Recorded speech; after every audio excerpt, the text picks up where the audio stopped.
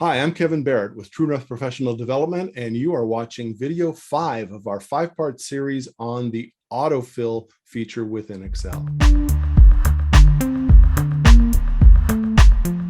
All right, in this, we're going to do a couple of different things. First, I'm going to show you kind of a little shortcut to putting your formula in or just utilizing the AutoFill handle to quickly fill in.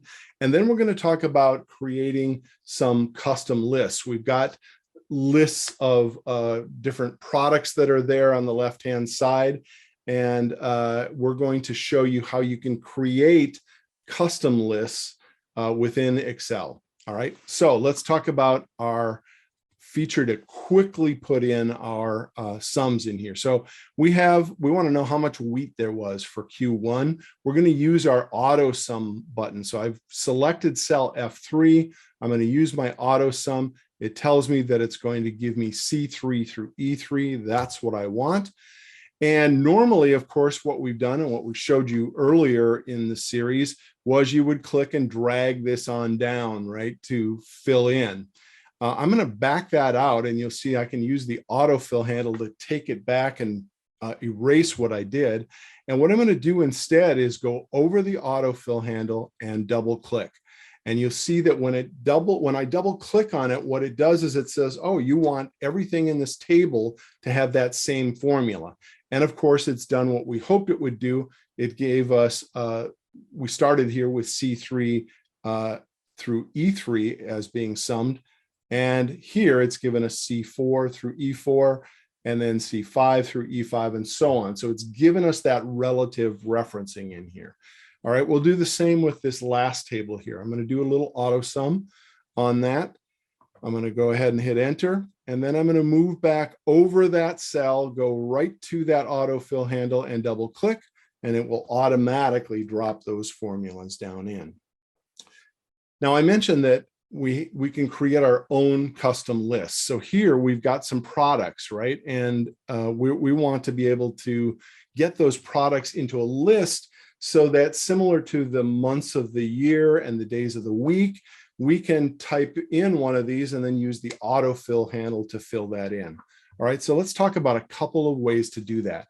To access that, here's what you're going to do. You're going to go to the File menu and go to Options. We're looking for the Advanced category here, and we're going to scroll down right towards the bottom. And in the General section down here, there is this option that says Edit Custom Lists. All right. And so in here, you see those 4 custom lists that are already built into Excel for us. And we're going to add our own custom list. And I'm going to take you through 2 ways to do that. One is that I can click right here in the list entries. And so I want wheat. And I hit enter, and I'm going to type in corn and hit enter, oats, and enter, and soy. And then what I'm going to do, that's my list, and I'm going to click on add, and that's going to add that list into the other custom lists that are here. And then we'll be able to utilize that list with the AutoFill handle, and I'll show you that in a moment. The other way that we can do it is, you'll notice that it says import list from cells. Well, out here in the document, I have actually selected those cells ahead of time, and that's where that comes in here. I can then go ahead and click on import, and it's going to import that list in. And by the way, if you haven't already pre-selected them, you can use this little rangefinder to go out into the worksheet, grab the list that's already there, and then come back into the dialog box. But we've got it here, so we're going to go import, and you'll notice it added it up here, and it also added it in our list. Once we click OK, and then we'll click OK again. Now, if I go out here and I type in wheat, and I use my AutoFill handle, you'll notice that it's going to give me that list. Here, if I type in gadgets, I can use my AutoFill handle to drag out that list. If I have added too many, then I might just want to delete them out.